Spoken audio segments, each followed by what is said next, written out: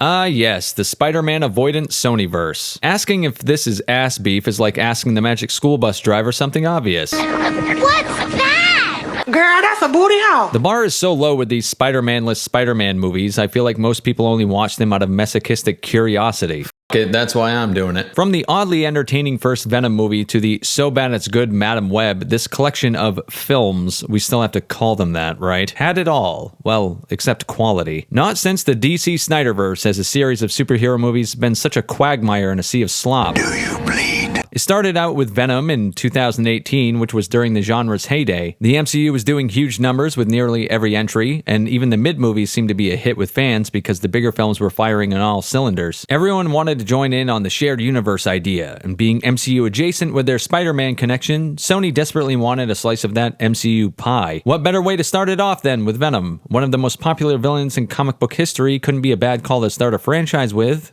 right? Then we moved on to the likes of Morbius, Madam fucking Web, and Kraven the Hunter. A through line was removing the main protagonists from all their stories, meaning writers would be having to work overtime to completely revamp each character into something new yet familiar. And my god, did they fail. What ensued was a sprawling set of disjointed movies that had a vague connection to each other. A vague connection to the MCU, because there's nothing better than a shared universe connecting to another one via multiverse. Nope, not convoluted at all. I definitely don't want to piss on the sentence I just had to right, and every movie was a laughably bad, blubbering mess of a film that failed on its own merits. There were 5 entries in this shit show, and you can pick one blindfolded and you'd end up with a turd in your hands. Yeah, they varied in shape and size, but shit is shit. With the only successful franchise within a franchise being Venom, Sony's finally, after 7 agonizing years, put this shared universe on indefinite hold, meaning it's dead, it's done. The CEO of Sony Pictures even came out to defend his decision as one being forced by the fans,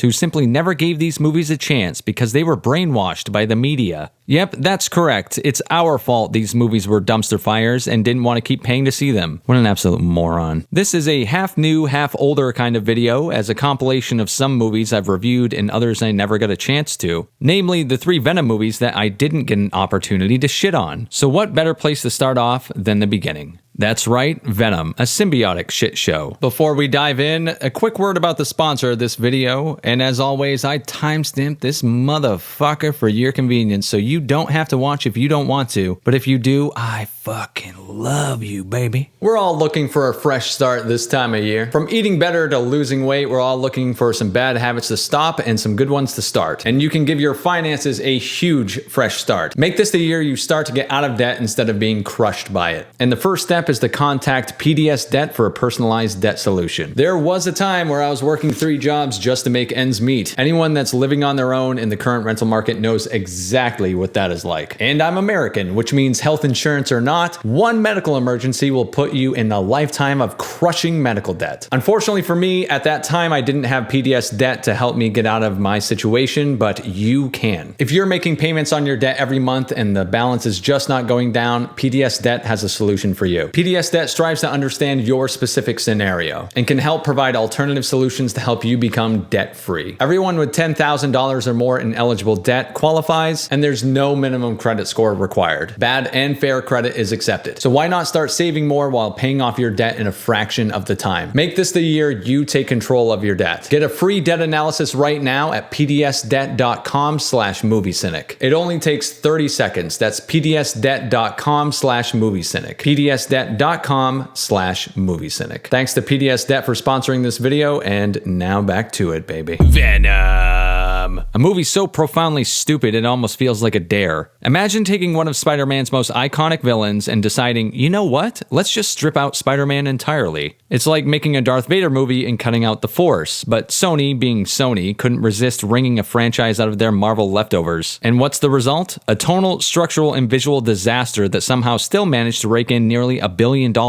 Because why the hell not? We start with a spaceship crashing to Earth because alien goo has to arrive somehow. This goo, known as symbiotes, is retrieved by the Life Foundation, a shady biotech company run by Carlton Drake. Drake, who is a one-dimensional, even by comic book movie standards, villain, has grand plans to save humanity by merging us with alien parasites. And why? Don't ask. The script doesn't know, and frankly, it doesn't give a shit. Enter Eddie Brock, a so-called investigative journalist whose investigative skills apparently extend only to being an impulsive idiot. Eddie gets fired, dumped by his fiancée Anne, and evicted, all in record time, after trying to confront Drake with confidential information he stole from Anne. This dumbassery sets the stage for Eddie to become the host for Venom, a murderous, goo-covered alien with an attitude problem. Once Eddie bonds with Venom, the movie takes a hard left turn into buddy comedy territory. Eddie stumbles around San Francisco like a deranged lunatic while Venom screams in his head, insults him, and occasionally suggests biting people's heads off. It's a bizarre codependent relationship that's supposed to be endearing, but comes off more like Stockholm Syndrome. Venom, voiced by Hardy in what sounds like a chainsaw gargling grovel, is a weird mix of threatening and goofy. One moment he's tearing through a SWAT team like it's fucking lunch, and the next he's telling Eddie he's kind of a loser on his home planet. That's right, the big scary alien symbiote is basically the cosmic equivalent of your high school burnout cousin. Are we supposed to root for him? Laugh at him? The movie doesn't seem to know, so it just throws everything at the wall and hopes for the best. Let's talk about Carlton Drake, who has all the charisma of a wet sock and the motivations of a Bond villain written on a napkin. Drake's big plan, merging humans with symbiotes to survive in space, makes no fucking sense, even by sci-fi standards. He spends most of the movie monologuing about humanity's flaws like he's auditioning for a TED Talk no one wants to attend. Riz Ahmed is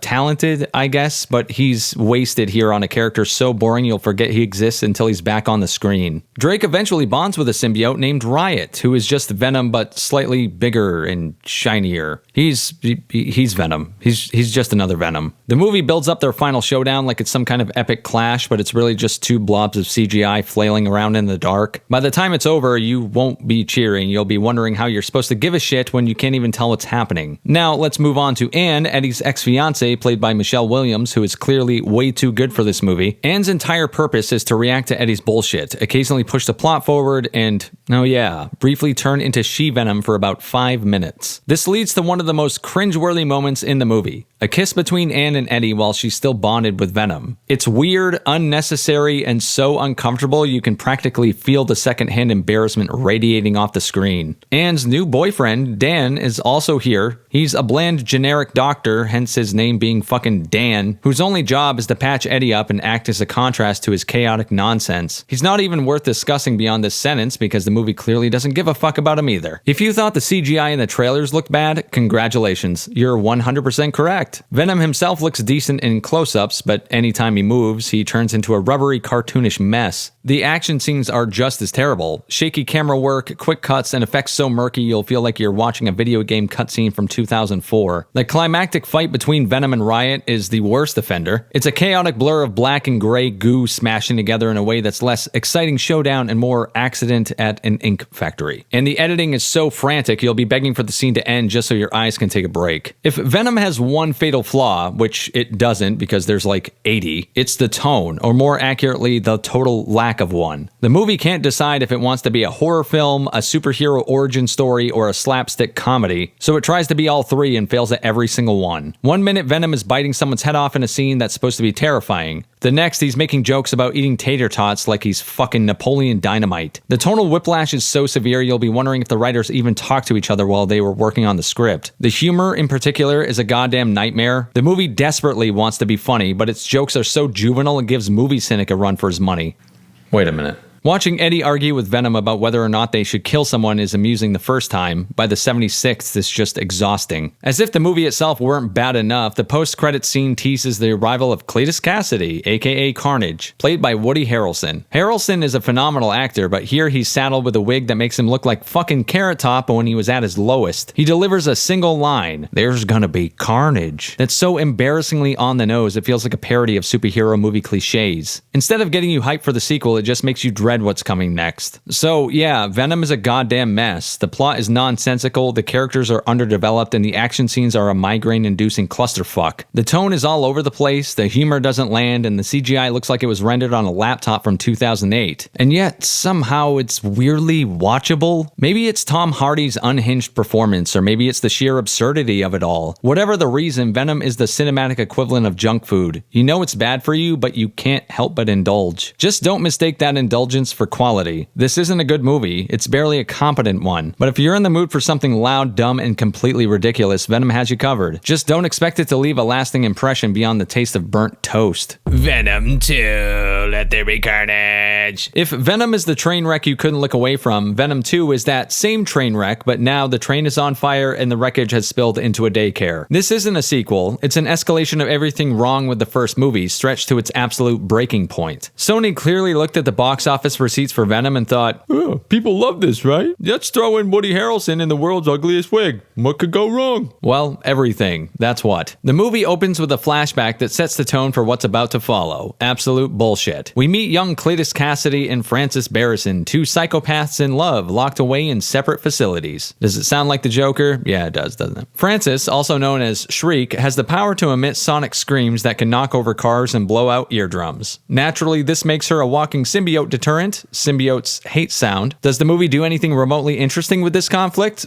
Of course not. Fast forward to the present, where Cassidy is now a serial killer sitting on death row. He's obsessed with Eddie Brock, who wrote a story about him. Why? Who gives a shit? The movie certainly doesn't. Eddie interviews Cassidy, gets bitten during their interaction, and Cassidy somehow ingests a bit of Eddie's symbiote-infused blood. And just like that, Carnage is born. No build-up, no logic, just symbiote blood makes new bad guy. Cool. What follows is an incoherent jumble of half-baked ideas stitched together with bad jokes and worse CGI. Cassidy and Shriek reunite, go on a killing spree, and decide to get married. Their big evil plan? Lure Eddie and Venom to a church for a showdown.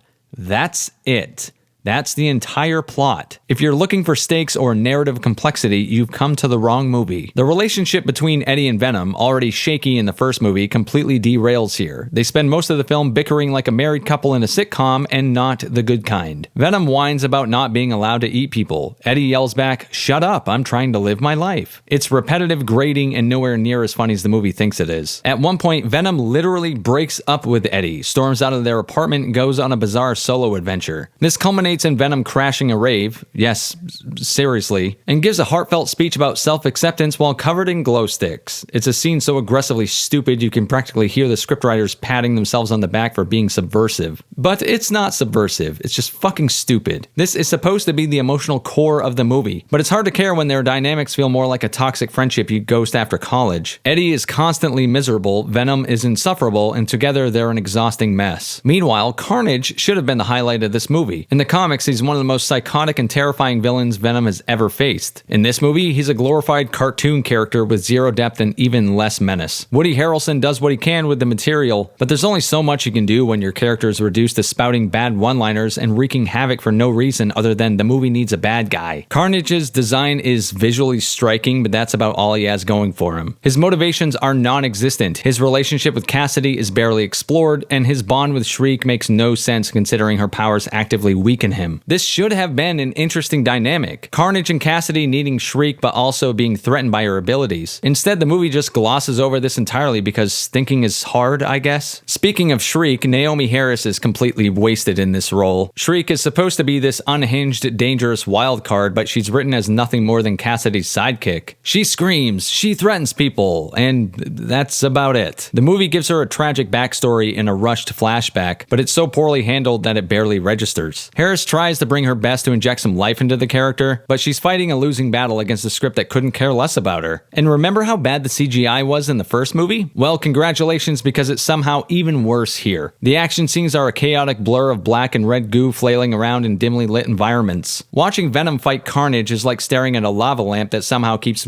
shaking violently. It's ugly, it's exhausting, and completely devoid of any tension. The final showdown in the church is especially egregious. It's supposed to be this epic battle of wills, but it's so poorly executed that it feels more like a deleted scene from a bad video game. And the resolution? Venom just eats Carnage. That's it. No clever strategy, no emotional payoff, just the bad guy's gone. If the joke in Venom 1 made you roll your eyes, the humor in Venom 2 will make you want to gouge them out entirely. The movie leans even harder into slapstick comedy, but the jokes are so forced and repetitive they wear thin almost immediately. Venom's constant whining, Eddie's exasperated yelling, and the endless stream of bad one-liners make the whole thing feel like a parody of itself. As if the movie weren't bad enough, the post-credit scene shamelessly teases a crossover with the MCU. Venom is suddenly transported to another universe where he sees Tom Holland's Spider-Man on TV. TV. It's supposed to be exciting, but it feels like Sony waving a big, desperate, please love us sign. Instead of building anticipation, it just comes off as pandering. And then they nuke the whole fucking thing once Venom 3 starts, but we'll get to that. Venom 2 is a loud, dumb, and thoroughly exhausting sequel that somehow manages to be worse than its predecessor. The story is nonsense, the characters are hollow, the humor is painful, and the action is a migraine-inducing blur of bad CGI. Even Tom Hardy's manic energy can't save this disaster. It's a chaotic, soulless cash grab from start to finish. If you like the first Venom, you might find some guilty pleasure in this sequel, but for everyone else, it's a tedious, mind-numbing slog that will make you wish Sony would have just let the rights revert to Marvel already. There's no carnage here, just a lot of noise and wasted potential. Venom: The Last Dance. The final piece of the trilogy, Venom 3, is on par with other heralded works of art like Morbius and this film's predecessor, Let There Be Carnage. For a comedy, it's painfully unfunny. If this is humor, the art of comedy is truly dead. In fact, the acting is probably the biggest joke of the entire film, with awful performances across the board, the likes of which only a Sony Spider-Man movie can bring out. But what can you do with dialogue that rivals Madam Web? The story is nonsensical, pieced together by convenience, abandoned plot threads, stupid characters, and dumb decisions, all wrapped around a boring-ass computer-generated villain that rivals Zack Snyder's decision-making. And as an action movie, it's a laughably bad CGI garbage. In other words, it's just like the last two movies in this franchise. The only mildly redeeming thing in this film is the connection between Eddie and Venom, and what I'd call a desperate attempt at Pixar-style emotion is also built on a foundation of resentment. Venom isn't a comedic character, so the choice to make him one for his movie franchise is a constant reminder of the studio giving in and giving up. With a high level of consistency in the shit department, how do we make it to a third movie? Venom's turned into its own franchise thanks to the popularity of the character, reasonable budgets, and big profits from overseas markets. But as the autistic crown jewel of Sony's laughably bad, not Spider-Man universe, profits aren't in line with quality. Any self-respecting fan of Venom can't be happy with the portrayal of one of Spidey's darkest villains as an utter buffoon because Sony only knows how to make cringe. 2024 was probably the worst possible time to release this kind of turd into the wild too. Venom: The Last Dance was the second superhero buddy comedy movie to release that year, so instant comparisons to Deadpool and Wolverine crop up. Where that movie succeeded, Last Dance completely fails. Both movies have nonsensical plots and don't follow their own rules, but Deadpool breaks rules from previous MCU movies, while Venom 3 can't even stay within the logic of its own film. Because it fancies itself a comedy, the script likewise finds excuses to establish rules and then have characters not follow them for the lulz, despite not having the Deadpool and Wolverine excuse of the fourth wall, so it just makes characters look borderline MR. Since this is the latest entry, here's a fair warning. There's a spoiler-filled story of Venom 3 incoming. Ready? And who gives a fuck? The movie starts with the introduction of a blank-faced villain named Null, who's actually really cool in the comics, but is just a painfully CGI'd version of Morbius here. Null is the creator of the symbiotes, but they turn on their mean master and lock him away before escaping their prison. After the lame intro, we find Eddie Brock back where we found him at the end of Spider-Man No Way Home, in a Mexican bar getting the MCU story exposition dumped on him by Miguel Myers.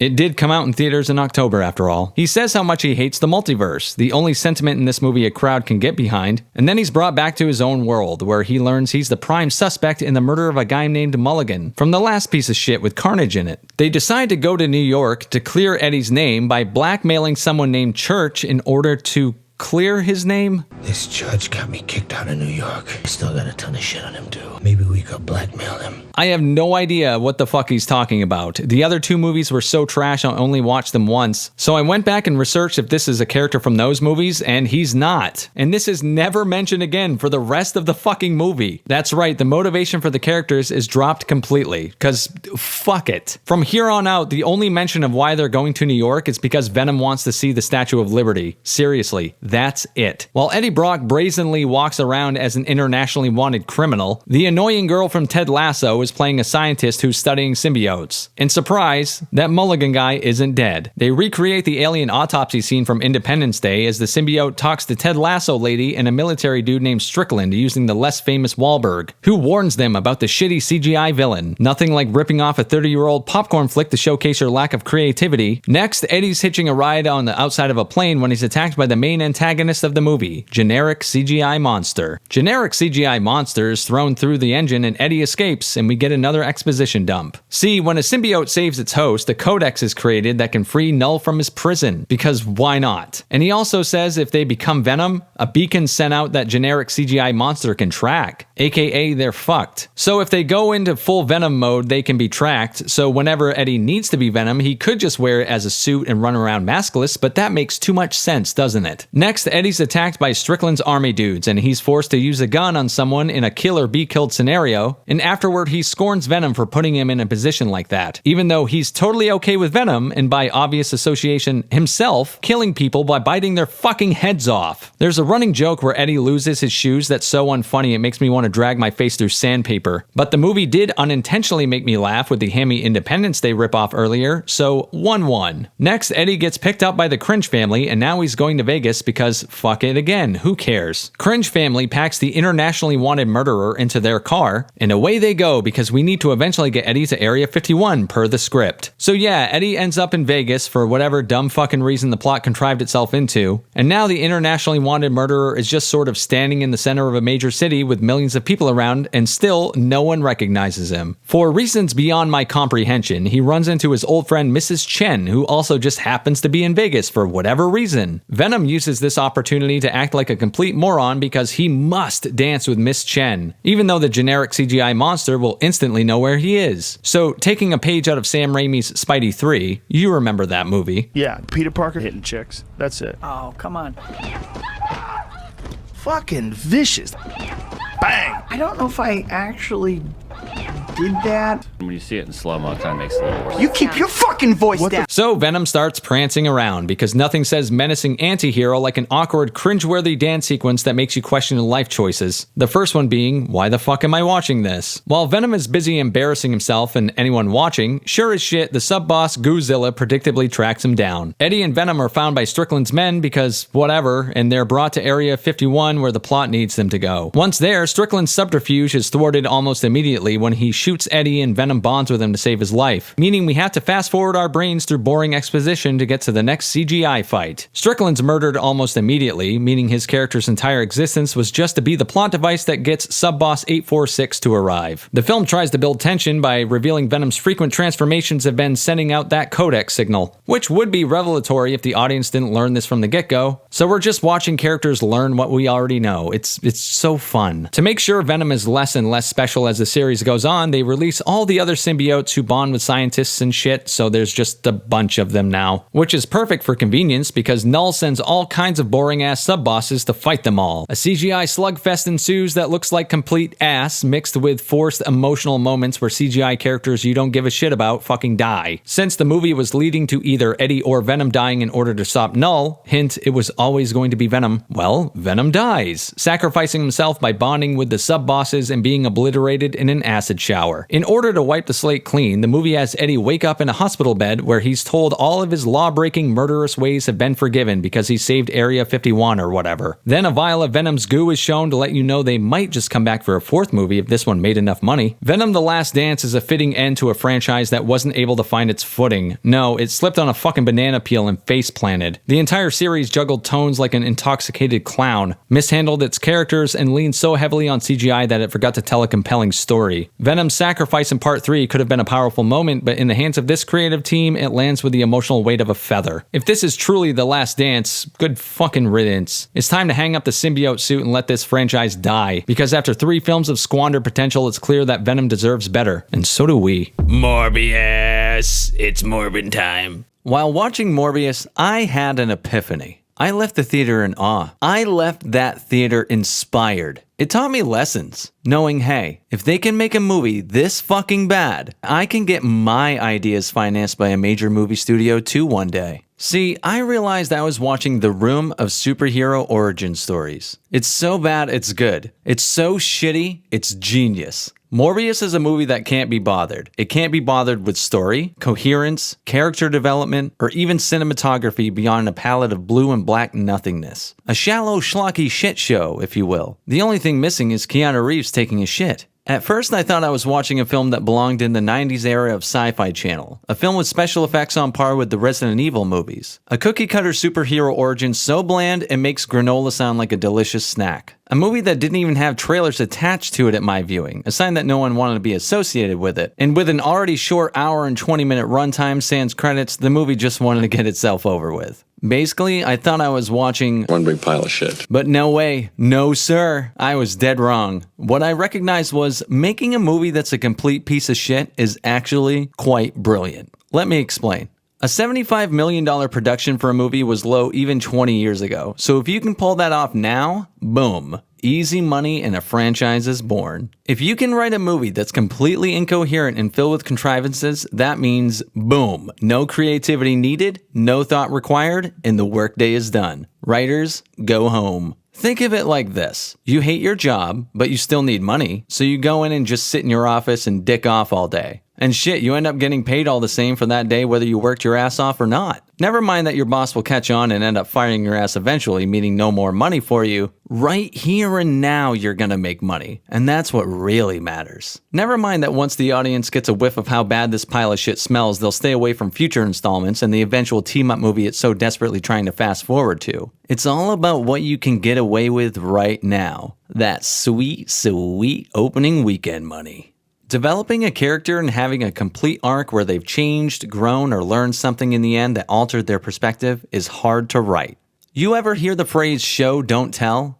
Well, if you're a just the facts ma'am kind of person, that nuanced way of storytelling doesn't fucking fly. Nah, Morbius is a tell, don't show kind of movie. Cause we gotta get this show on the fucking road. Time is money, people. I don't know about you, but watching a character do things on screen is way too appealing and way too interesting. The filmmakers of Morbius clearly agree and decided to get that shit the fuck on out of here. That takes time to write, time to show, means character development, and this movie doesn't have time for that weak shit. Remember when Tony Stark returned home after being held prisoner, where he escaped in the first makeshift Iron Man suit he'd made? With a bunch of scraps! And he decided to see what kind of armor he could really make with all of his tools and tech at his disposal. Remember how fun it was to watch him figure things out? How cool it was and satisfying it was when he started to get a hold of his tech and master it? Well, the writers for Morbius smartly say fuck all that. Time to tell instead of show. Increased strength and speed that can only be described as superhuman. Yeah, to hell with having the main character discover his powers in a way that's in line with his personality. That's way too interesting. Just have the character tell us what his powers are. Boom, done. Remember how we grew to love Tony Stark because we came to understand who he was in those sequences? A journey of discovery where we were along for the ride with our protagonist? And 3, 2, 1. Well, Jared Leto does this scene, but way cooler. He throws a rubber ball around.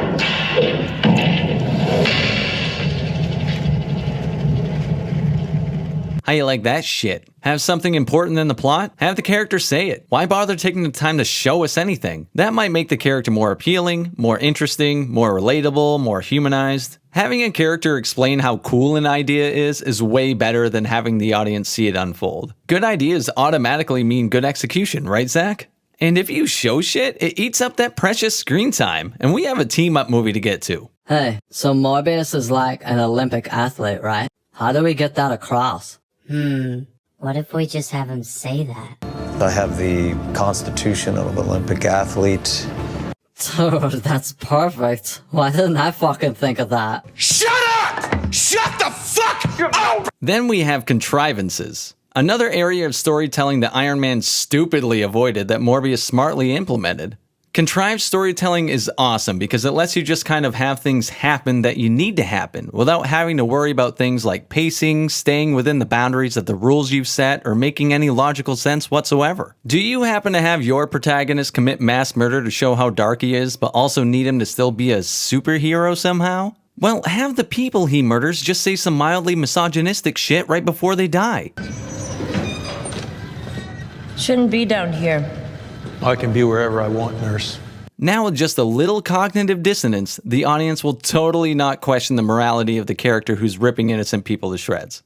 Need the character to show remorse about it? No, you don't. Just have a throwaway line about it and we can move on. Boom. Situation addressed. Just have him say something like, well, that can't happen again. Problem solved. Easy peasy. Do you need the character to discover a power right when it would conveniently be the one thing he can use to escape a situation? Need a character to not tell a cop something about a murder he's being questioned about even though he's been truthful to said cop this entire time? So that way you don't spoil the villain reveal right off the bat? Just fucking do it. Why not? It gets shit done. Contrived storytelling is the shit when you don't give a fuck about writing a good story. One stupid move that Iron Man makes as an origin movie is having a so-so villain. Morbius smartly goes this route too, but it ups the ante. We are treated to the shallowest of shallow villains with barely any reason to become a sociopath other than a couple lines of throwaway dialogue. He goes from sympathetic to sociopath in record time, and thankfully the movie skips out on any chances to really justify any of this. Because then the movie might have some bright moments and we don't want to get the audience's hopes up this deep in. You can actually pinpoint the second when his heart rips in half. And now. Jared Leto ain't no Robert Downey Jr. and it's all for the best. With every single aspect of the movie falling apart on fast forward, the movie again mercifully sidesteps giving us anything good at all. And what would a movie be with a lead actor's performance carrying it? A bright spot? Look, if you're going to follow a cliche superhero origin, why anchor it with a good acting performance? Nah, take a step back about 20 years and take it from, say, Ben Affleck's Daredevil or something. That'll appease audiences. And let me tell you, there's nothing quite like a choppy, incoherent fight scene. If you're going all in on making a bad movie, there's no better compliment than a person turning to you in the theater during a climactic battle and they say, I literally have no idea what's going on. A garbled fucking mess? More like garbled fucking perfection. What's wrong? Color palette too shallow for you? Every single scene framed and shot the exact same so it seems like it's a snail that's also attached to a rocket? Got you all 6s and 7s? Do you remember the Crembo Din Din we had with the grotty Scotch bin? Oh, the one that was all 6s and 7s. Yeah. Not the filmmaker's fault you wanted something coherent. Maybe lower your expectations. If there's anything I've learned about superhero movies over the past 20 years, it's that they move around in trends. They try to stay away from their roots as much as possible. You actually go outside in these things? What would you prefer? Yellow spandex? Then go dark and gritty, then they go light and fun and connected to their comic roots a bit more. The DCEU team-up failed and everyone thinks it's because it didn't follow the MCU formula, whereas the DCEU only had a standalone movie for 2 heroes before their Justice League film. The MCU had a standalone movie for all 4 of its main characters before the first Avengers movie. So it stands to reason that, based on critical audience and commercial success, the MCU way is the way to do it, right? That's what Sony's trying to do with its Spider-Man universe. I'd be remiss if I didn't point out that the Defenders went the original Avengers route too and had a TV series for all 4 heroes before the climactic Defenders show premiered. I'm glad to see Morbius and Sony decided to take this route, the one where people only enjoyed half of the characters, and the disliked ones ultimately derailed that entire team-up show. Yet just a few years earlier, Guardians of the Galaxy showed you can introduce 5 heroes no one knows, develop each one, and give us a fulfilling story all in one single movie. So maybe it's not the formula, but the execution? But I like Sony's style. The one that says, fuck it, go big or go home, baby. The team-up thing is what the movie even exists for, and even though Guardians proved it didn't need to be made, it wouldn't make that sweet, sweet opening weekend money. Like I said earlier, fuck the future ramifications of making a shit show. Sony saw a low-budget movie and potential for minuscule earnings and just ran with it. You gotta have balls to go with a movie this bad, but again, judging by the hammed-up and shoehorned post-credits, calling it the room of superhero movies might not honor its artistic quality enough. What a story, Mark. It's so bad, it's good. It's so shitty, it's genius. Like I said, only thing missing, Keanu Reeves taking a shit. Madam Web. Adam Webb is like Whoopi Goldberg on The View. It sounds like a bad idea until you see the results. His wife to pay that was gas. I called Morbius the room of superhero origin movies, and I don't know if it can hold that title anymore because Madam Web exists. To be fair, the writers of Morbius also wrote Madam Web, so just know that, much like Whoopi, these guys absolutely do not miss when it comes to producing ass. This movie is a goldmine, and if you've seen it, you understand why everyone's having a field day with it. Even a small town theater in my home state posted this to entice people to see it. No way to sugarcoat this one. Couples have been coming in together just to see how how laughably bad Madam Web truly is. It's almost like the feel-good movie you didn't know you needed. The moment that happens once or twice a year where everyone, regardless of our differences, collectively gather around a single piece of media and agree, "This is shit! This is a table of shit!" Madam Web outdoes every awful Hollywood film I've reviewed since I started this channel because it's inept in areas of filmmaking I didn't even know existed. Like when I try to explain a guitar riff to my bandmate back in the day.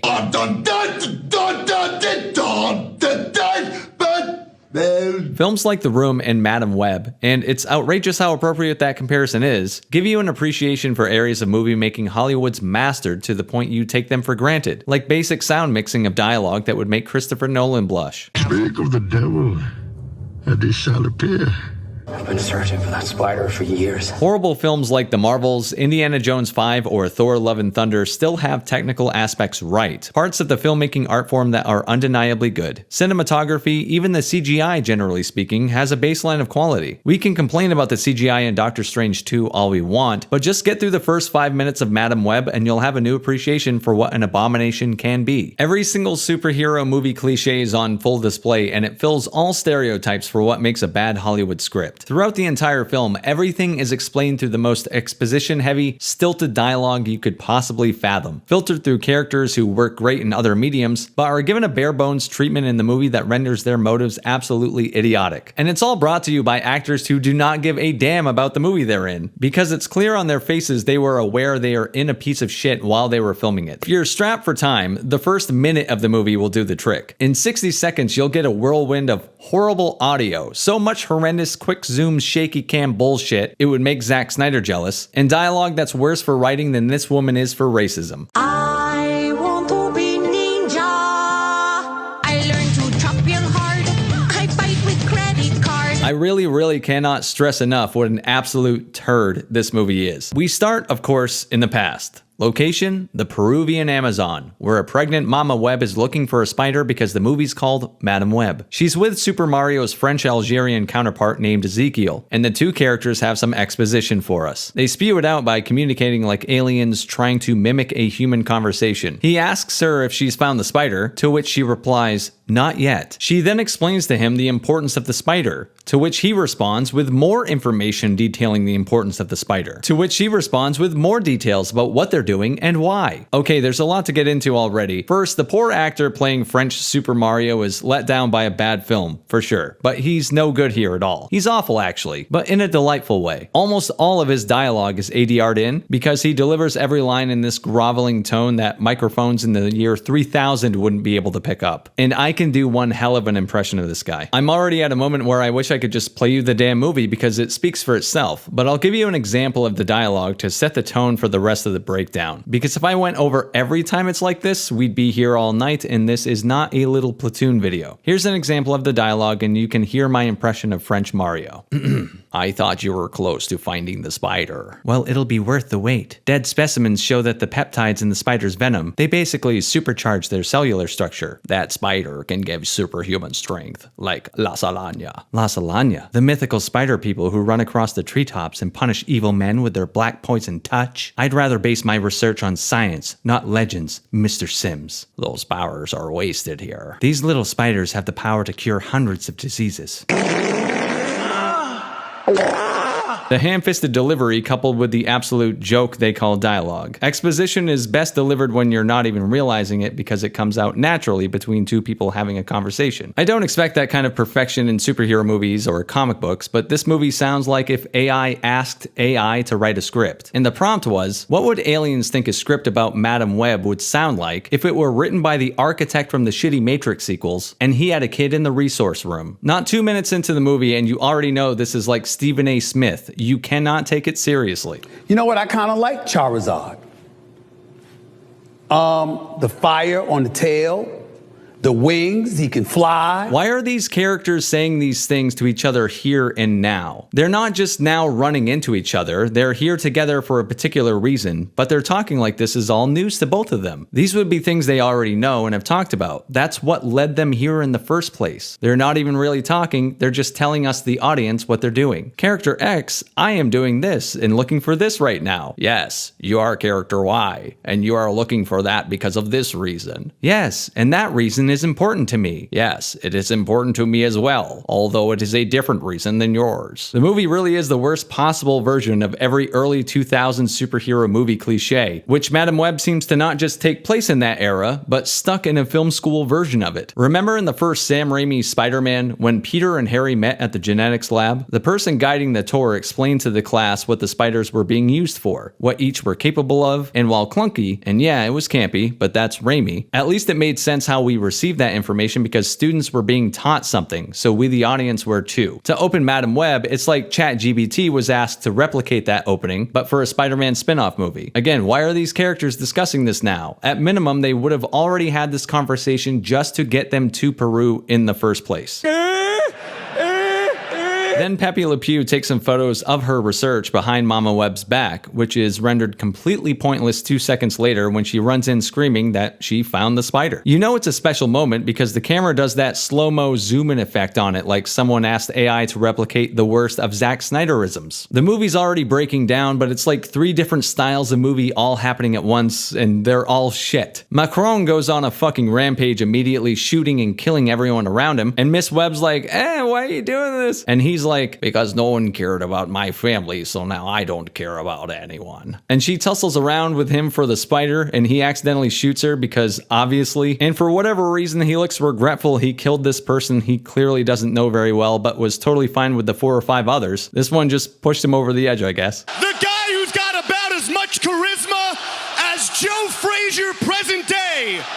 By the way, Joe Frazier's dead! Then spider angels descend from the forest heavens and sweep her up in the most comically bad bit of CGI in the movie. Now, take a look. Holy shit, dude. The dudes at Little Caesars are fucking wild now. They try to save her, but the spider's powers can't undercut this canon event, so she dies. The baby lives because she's the main character, and Spirit Spider Guy says that the baby is strong and she'll be back for answers one day. Yeah, instead of taking in the baby girl or finding any family member at all to take care of her, the Spider Angels somehow, some way get her back to New York so she can be an orphan instead. Hey yo, what the fuck? Alright, so that's the first 5 minutes. We now cut to the year 2003, a year that the filmmakers absolutely do not stick to at all, with some hilarious technological and pop culture inconsistencies later in the movie, like a PSP floating around when it wasn't released until 2005, or Britney Spears' song Toxic playing a major role in the movie, even though it didn't come out until 2004, but we'll get to all that. No, right now we're following around Cassie, the special spider child now all grown up in her depressive mid-30s millennial period, and she makes us believe she really cares about the person in the ambulance she's driving when she says, "They're not going room temperature on my watch." Dakota Johnson is a pretty solid actress, so I'm taking the characterization of her character as her simply not giving a fuck. Like I said, she plays this woman like a Lady Lebowski, and the movie's all the better for it. Her riveting dialogue delivery will put her in Oscar contention. Just take a look. I hate to break it to you, Scrooge, but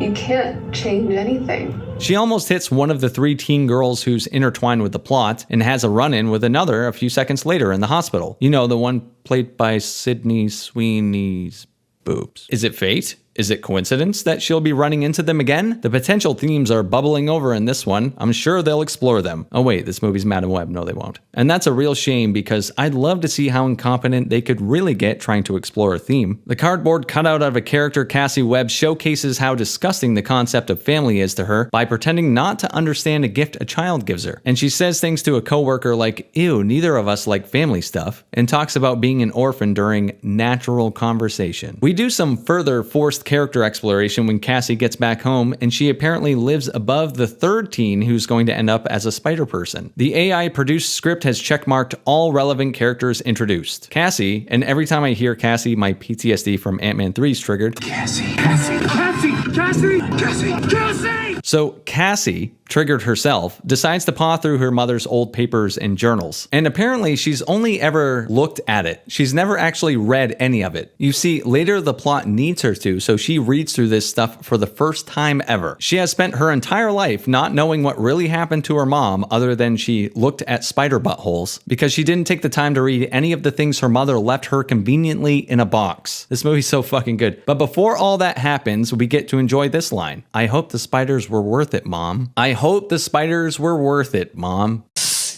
Whether this was the first draft, third draft, someone somewhere wrote that and other people signed off on it. How many channels does a movie go through and every single time this reached a new person for approval, it got the okay? Imagine being the person who wrote, "I hope the spiders were worth it, Mom," and thinking, "Fuck yeah, boy." Just submitting that with absolute confidence, and hell, it got approved. "I hope the spiders were worth it, Mom. Excuse me while I throw myself into traffic." And back to Traffic, where Cassie and Uncle Ben, yes, it's that Uncle Ben, played by Adam Shits and Gigs Scott. Look, I got my real estate license a few years back for shits and gigs. These two are helping a man involved in a car crash, and he obviously doesn't have health insurance because they just release his seatbelt and he falls flat on his fucking head. Like, welcome to America, brokey. This is Express Care. Have a concussion on us. Then Cassie gets trapped in the car as it falls off the bridge, and she dies? Well, sort of, but she's brought back. The real miracle here is Uncle Ben, who apparently dived off a fucking bridge, swam down to the sinking car, single-handedly opened the door or busted the window, pulled her out, dragged her to safety, and resuscitated her. And he's not the hero of the fucking movie. He had to have ripped open a car door with thousands of pounds of water pressure on all sides, and he's not a superhero? Okay. 50 Shades starts having deja vu around a nonchalant Derek, so she decides to go home to sleep this silly day off. Meanwhile, our implacably accented villain flexes Riz and bags an NSA agent, and after sleeping with her, has a nightmare, or a fever dream if you're a kinky one, where mid-30s Sydney Sweeney in a skin-tight suit beats the shit out of him with the help of her friends. Our villainous villain says to the NSA woman that he's had the same nightmare forever, and quote, "You have no idea the torment and torture of dying over and over again." Yeah, he's gonna kill them before they kill him in a hypothetical future. The scene is like a high school student wrote it, and that's really the entire movie, but this is the bare bones way to solve a problem. The villain needs tech that shouldn't exist in the time the movie takes place, so to solve this, the script has him sleep with an NSA agent in a throwaway scene and steal the codes she has to the tech he needs. And he didn't need to sleep with her to steal the codes, he's just that fucking toxic. Know how we know all this? Because he just says it out loud in conversation that's as natural as Kim Kardashian. He grabs her arm and she immediately says, "How are you poisoning me?" Like she'd have any clue what's actually happening, but the writer knows, so now she does. That was easy. He promises he'll stop poisoning her if she gives him the code to the tech he needs, so she does, and he's like, "I lied," and kills her.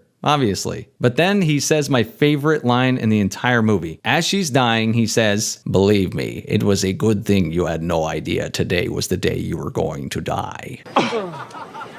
Yes! That's awesome! Let's check on the writer's room again after this one.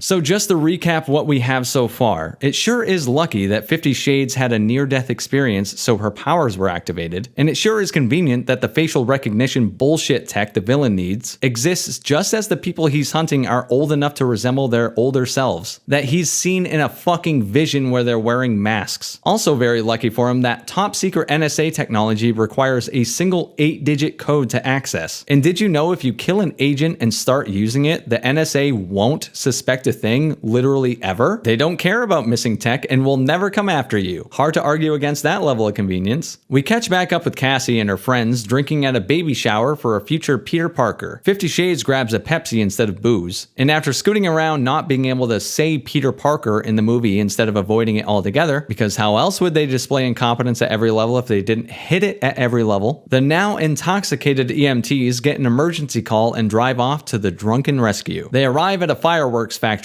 and whether it's active or abandoned is unclear, but will it come into play later? Absolutely. And they're rescuing people from an apparent fire, something collapsed? Who knows? The film decides that's unnecessary information, and suddenly Cassie has a premonition that her boss, or whoever the fuck, is going to get in a car accident. She's now had multiple occurrences like this that have proven to be true. So when she sees him taking a call and recognizes he's about to hop in a vehicle and leave, she moves swiftly to prevent him from driving away. Just kidding. She half-heartedly asks him if she can drive. He declines, and then like a scene out of Final Destination after it went the comedy route, the camera turns around and fucking wham! Her boss gets his clock absolutely cleaned. She runs over and has his blood actually on her hands, so about as subtle as an anvil on the head, but hey, maybe he would have seen the guy coming if he hadn't been drinking at the party 30 minutes ago. Cut to our shoe-phobic villain, and he and his lackey have their bullshit AI NSA tool figure out what the girls in his vision would most likely look like at present. She's taken aback that they're going after teenagers, to which he responds, yes, they are teenagers now, but in the future, they have powers and they will try to destroy me. I came from nothing, less than nothing. This villain will go down in infamy. This guy fucking rules. Meanwhile, Cassie is doing the cliche movie thing where a character is watching something that's reflecting their own life before she reluctantly decides to go to the drunk driver's funeral. Incredibly, all three girls are on the same train Cassie's on. Is it fate? Is it coincidence? Does it matter? No. Cassie starts getting deja vu again, and the scene Groundhog Days the hell out of itself, bashing the viewer over the head to really drive the point home that this is happening. By the time you see the same old creepy lady for the 6th time, you're kinda ready to move on. Shoeless Wonder is dressed in his Spider-Man costume, and why this looks so similar to Spidey has to be a coincidence canon-wise, or it would change Spider-Man's origin in the future. Imagine this universe's Spider-Man getting inspired by anything out of this movie. The superhero genre practically exists for the lulz at this point, so maybe. Hey, as long as something in this movie looks like Spider-Man, right? Can't be having a Spider-Man spin-off without Spider-Man, you know? Well, the costume must have some comic book origin, right?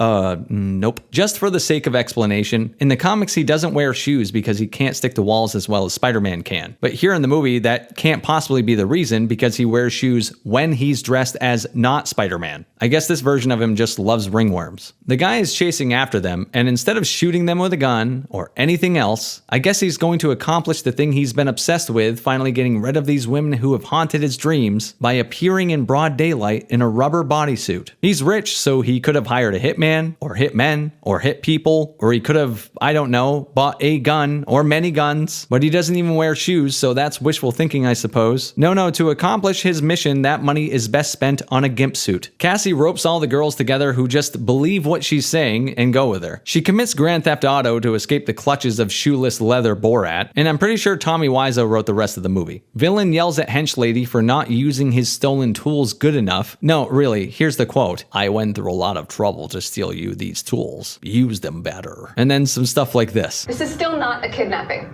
okay? Feels like a kidnapping.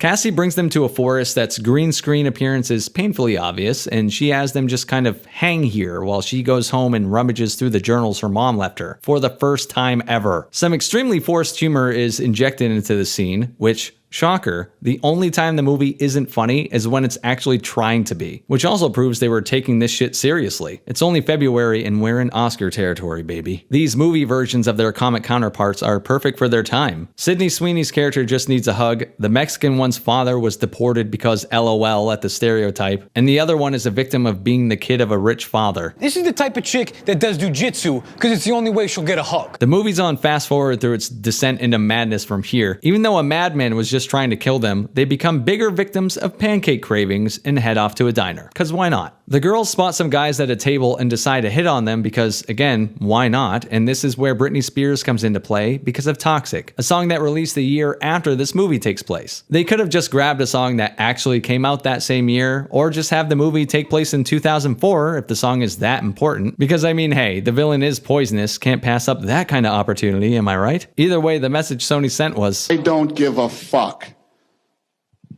Fair enough. Don't give a fuck. So the girls are dancing on tables in the middle of a diner because that's absolutely a thing that happens. And who interrupts the cockblock Sydney Sweeney but our foot fetish bad guy? Not to worry though, Cassie's on the way, who's still driving around in her stolen taxi. Like it's no big deal. Tracking a license plate would seem like an obvious thing to do for both the seemingly disinterested police and our Epstein-esque bad guy, but nah. She imitates her deceased boss's driving skills and smashes the stolen vehicle right into the diner, then drops the girls off at Uncle Ben's to keep her story intertwined with Spider-Man's. Before she leaves to Peru to get answers, yes, this is just kind of how this movie goes, point A, point B, 2020 AI. Before she leaves, she teaches the girls how to give CPR in one of the most poorly acted scenes in the movie. And you can tell it's almost entirely because of the direction. Ignoring the fact they aren't even giving CPR properly, it's edited like an actual CPR training video, where they high-five and tell each other they did a good job. Anyway, lucky for Cassie, the 3,400 miles from New York to Peru only takes like an hour for her, so she's just kind of there now. She meets the tribal chief Roman Reigns, and they rip off the soul displacement scene from the first Doctor Strange with reckless abandon. She finds herself in the realm of shoddy CGI and learns the truth about her mother trying to cure her daughter's disease, and that she basically has the ability to see the future. That spider sure is powerful, not enough to save her mom, but you know. Big Dog even manages to give Cassie a gross mongoloid version of with great power comes great responsibility. They might as well have written with responsibility great, come a power do. And damn it, wouldn't you know it, Mary Parker is going to give birth to Peter. Ben's with her and has no choice but to call an ambulance, meaning foot fetish Felix uses his bullshit tech to track him. Cassie takes the express lane and gets back to New York faster than she traveled to Peru, and the GTA addict takes another vehicle. This time the ambulance that was going to pick them up in the first place, so okay, this is happening now. But the villain gets his S-tier badge in one of my favorite moments in the film. When she slow-mo flies the ambulance at him, he decides not to jump out of the way, but jump into the direction she's flying in and completely eats shit. If that doesn't convince you to watch Madam Web, what are you still doing here? Next, she drops herself and the girls off at the firework factory. This place again. I guess the explosion and death and chaos from a couple days ago didn't get the city motivated to remove those check notes.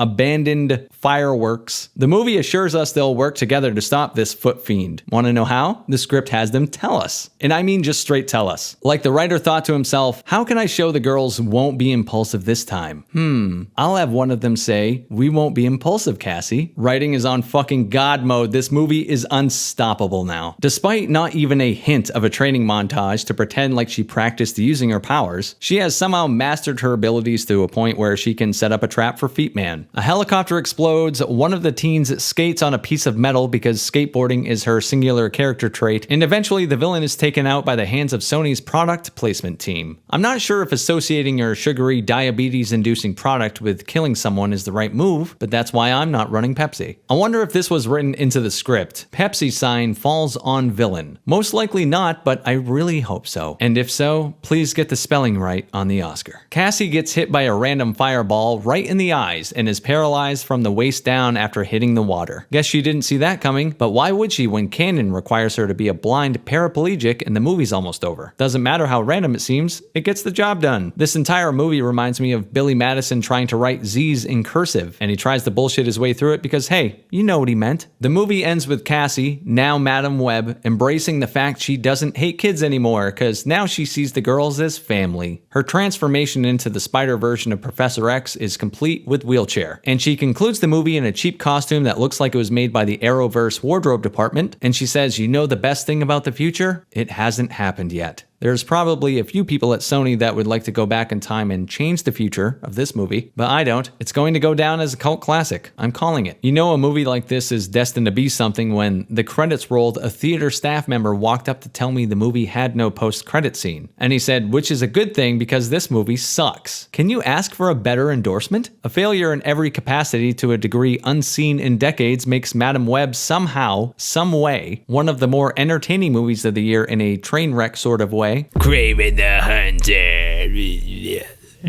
Alright, this movie isn't getting anything fancy from me. Nope, nothing but straight gas.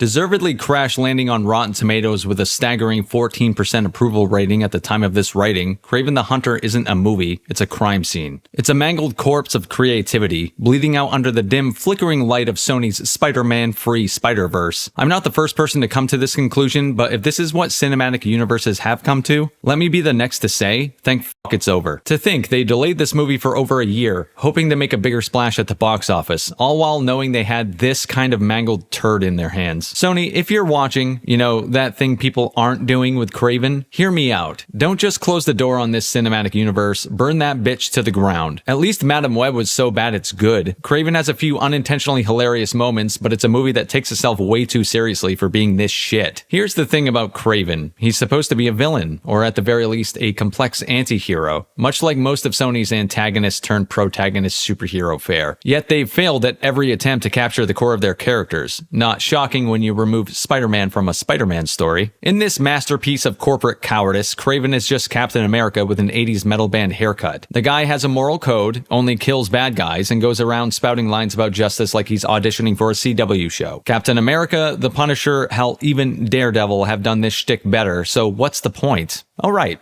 there isn't one. And the origin story? Forget the comic lore, not that comic accuracy has mattered in this genre for a long time, but in Kraven the Hunter, our boy Sergei gets his powers from magic lion blood. No, really. Magic fucking lion blood. And luckily, there's some shaman shrouded in vagaries hanging out in the middle of a safari who knows exactly how to whip up a lion-ate smoothie that turns you into a superpowered murder machine. Who knew it was so easy? It's so absurd you have to laugh until you remember you paid real money to see this shit. As far as the plot, it doesn't even bother pretending to go anywhere. Characters hint at mysterious futures and unresolved conflicts, which is fitting since this whole universe is officially dead. You're left with these dangling storylines that will never have a payoff. You know, very on brand of Sony to make dog shit. Oh, and the dialogue. Sweet Jesus, the dialogue. It's a mix of trying way too hard to sound profound and accidentally wandering into first draft territory, if that draft was written by Special Jack. Half the time you're cringing, the other half you're laughing at lines that were clearly meant to be serious. As far as the acting, I'm calling it out for what it is, a hostage situation. Aaron Taylor Johnson is decent enough as the stoic Kraven, but even he can't elevate lines this horrific. That act of courage,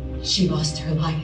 Russell Crowe shows up as Kraven's dad, a walking, talking stereotype of a mob boss, so ridiculous you half expect him to go Dr. Evil and feed his enemies to ill-tempered sea bass. Crowe is clearly cashing a check here, and honestly, I can't blame him. The guy's way too good for this, but he's earned the right to make this his Jaws the Revenge. I'm sure he'll like the house this role built for him. The lesser-known cast members, though, watching them try to breathe life into a script this bad is like watching someone try to resuscitate roadkill. Ariana DeBose plays Calypso, a lawyer character whose every line sounds like it was written by drunk AI, and is one of the worst introductions of a character I've seen in recent comic book movie memory. Her character's insufferably stupid, and it's like she's lifting line delivery straight out of The Room. The film also tries to tackle toxic masculinity, but it lands with all the grace of a drunk sorority girl explaining feminism. Yes, a lot of this movie looks like the work was done by someone who is intoxicated. The message isn't profound, it isn't subtle, it's basically hitting you over the head with a fucking brick. Crowe's character is an abusive asshole who runs his family like Tony Soprano on fentanyl. So instead of exploring this dynamic with any depth, the movie just waves it in your face like, see? Toxic masculinity bad. Thanks, we got it. And then there's the CGI. Holy hell, the CGI. Imagine a green screen so aggressively fake it makes Sharknado look like Avatar. It's a visual disaster from start to finish. Every scene looks like it was filmed in someone's garage with a couple of LED lights and a green shower curtain. This isn't just bad CGI, it's offensively bad. And somehow it's a Sony tradition. Morbius, Venom, Madam Web, all of them share this uncanny ability to look like complete shit. Here's the thing, Kraven the Hunter doesn't just suck as a movie, it sucks as a concept because Sony still hasn't figured out that the early 2000s are over. This is a studio that's creatively frozen in time, still chasing the magic of the Sam Raimi Spider-Man trilogy, without realizing that what worked 20 years ago is now dead on arrival. Back then, campy dialogue, simplistic origin stories, and melodramatic villains worked because audiences were just getting used to superhero films. But now we've seen The Dark Knight, we've seen Logan, we've seen Infinity War. Shit, even Deadpool has done edgy anti-hero better than anything Sony can dream up. The bar has been raised and Sony keeps trying to crawl under it. Sony's movies feel like they were yanked from a time capsule marked 2002 blockbuster tropes. The camp, the cliches, the one-dimensional characters, it's all there, except now it just feels dated and lazy. Back then, a paint-by-numbers origin story with over-the-top villains could coast on novelty, but today it's like trying to sell a flip phone in the age of iPhones. Audiences are smarter, the genre has evolved, and Sony's still playing in the corner with action figures wondering why no one wants to join them. The worst part? Kraven isn't even fun bad. It's not The Room or Birdemic, where you can at least enjoy the unintentional hilarity. This is just a joyless slog with the occasional laugh, not because it's clever, but because it's so fucking dumb you can't help yourself. I know you're not going to see this movie. I mean, really, don't go see this. But if you do, spoilers ahead. Let's go over the plot of Kraven the Hunter and see if I can make it more entertaining than the movie could ever hope to be. The movie starts off with Kraven infiltrating a prison so he can kill sub-boss number 1. Before getting his hands on the guy, the movie's got to show you how tough Kraven is, so he's absolutely not intimidated by his cellmate, who's the coolest character in the entire movie, if that says anything. In about 5 minutes, he yells,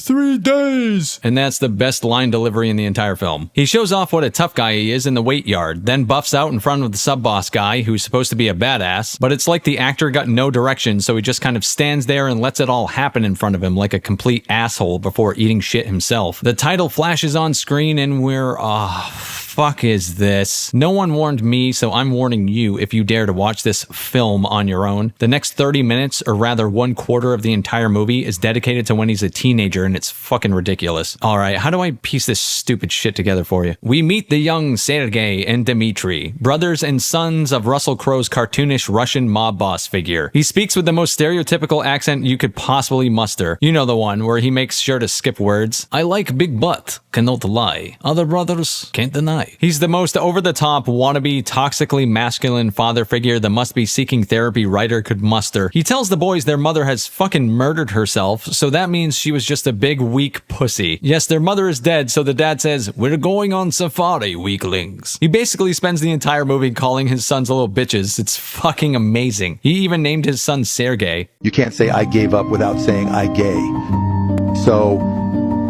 don't give up. So they're on their little safari, and at the exact same time, some other random girl the exact same age as Sergei is visiting her super vague shaman grandmother, who just so happens to live right fucking there. It's extremely coincidental because this girl will end up saving his life in a matter of minutes, and she's able to do it because of some stupidly vague voodoo hocus pocus mumbo jumbo her grandmother tells her right before she needs to know it. The dialogue is endlessly entertaining. It's like Madame Web all over again. The time is coming soon. You'll know what to do with it. She basically tells her, something bad's gonna happen today between a lion and a boy, which sounds way more fucked than it ends up being, but still regardless, it happens about 2 seconds after she mentions it. Mob Boss Crow is like 20 feet away on his safari with his boys and some other low-T looking hippie dude who he also calls a pussy. Then they come across a lion and it ragdolls the shit out of Sergei, and to help his dad's basically like, just stop being little bitch, real man not sissy girl. And the lion drags him off only to be discovered 2 seconds later by Calypso. The lion dribbles 1 drop of blood that falls exactly where it needs to into the tiniest of Sergei's wounds, at your convenience movie, and then Calypso pulls out her magic voodoo roofie cocktail and brings him back to life, at your fucking convenience. Thank God her grandmother just gave her that. The cocktail of roofies and lion aids revives Sergei just in time for his father to tell him he's a weak little bitch for letting this happen. Apparently a real man would have fist fought that fucking thing. You don't edit Russell Crowe's poetry, you testicle!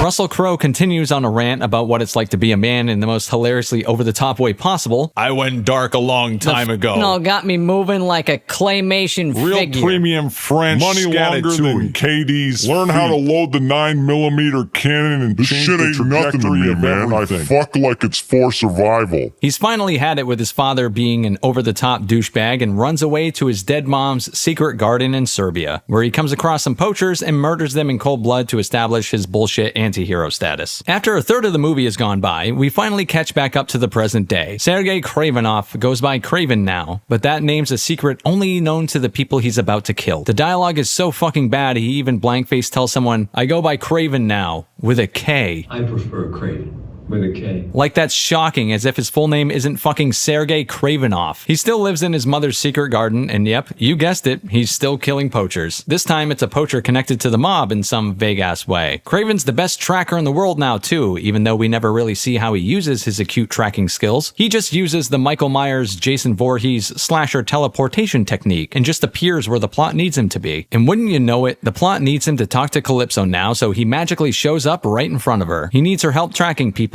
As in, have her call someone else to do everything. No, really, it's what she does. Calypso helps him track someone by calling a guy to find the person. Then he gives her a folder with the info. Why doesn't Kraven just go right to the guy who can get the info? Well, because this movie blows ass. Calypso is the most unintentionally funny character in the movie. Her line delivery sounds and looks like it belongs on the Hallmark Channel, but then you're reminded this movie cost 9 figures to make. But that bastard got what he deserved. Remember that super weak pussy man from the safari in the flashback? Of course, course not, because who gives a shit? But he isn't actually a weak pussy man. He's, and I quote, like a rhino. This dude got an upgrade from a scientist in New York and has a skin condition that makes him look like a rhino, so he just relates everything to what a fucking rhino does. It's so amazing. Men driving cars like a rhino. I shitted myself like a rhino. He's aware of the Hunter and his list and knows if you're on it, you don't come off. So he's gonna preemptively take care of old Kraven so he can proceed with his takeover of mob territory. Sound good? Well, at least Alessandro Nivola is having a good time chewing up the scenery. While Kraven's visiting his closetedly gay brother Dimitri, who he admits to abandoning, and to make up for it, he visits him once in a while, you know, to really drive the knife in. Well, while this is happening, Rhino sends a crew to kidnap old frail boy, and despite Kraven's best efforts to stop him, they get away. Rhino's plan is to appeal to the abuse frail boy suffered at the hands of Russell Crowe, so the Rhinos kidnapped Kraven's brother in hopes of getting him to betray his family. He makes sure to tell the kid he's, you know, like a rhino.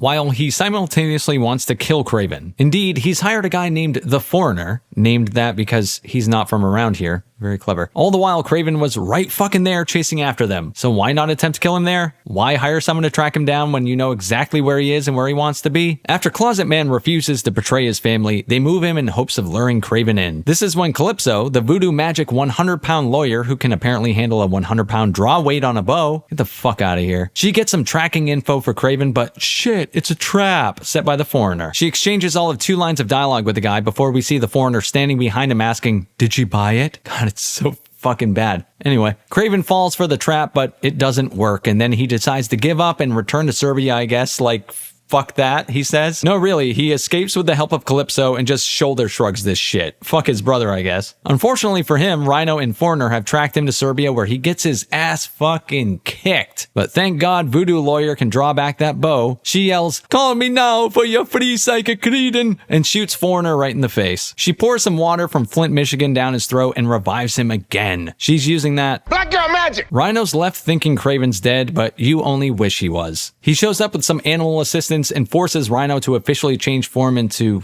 holy fucking shit. This is the live action Rhino everyone's been waiting for. What in the Zack Snyder doomsday piece of shit dumpster fire ass chunk abomination is this? Kraven beats him because obviously, and just when you're about to get up and run out of the theater, the movie still isn't over. Turns out his asshole father set up the kidnapping, knowing Kraven would take out Rhino, who was his mafia competition. To repay him, Kraven sicks a fucking bear on the guy, and Crow goes out like a fucking man because he's no pussy. Kraven then reunites with his brother, who's finally out of the closet. Like Rhino, he also visited the scientist dude in New York, and now he's a shitty looking CGI misfire too. That's right, he's the chameleon. Kraven then finds a letter from his father and he accepts his fate as a toxic male and sits on his throne of misogyny and hate. The end. At the end of the day, Kraven isn't just a bad movie. It's lazy, uninspired, and absolutely not worth your time. Good riddance to this dumpster fire of a franchise. May it rest in pieces.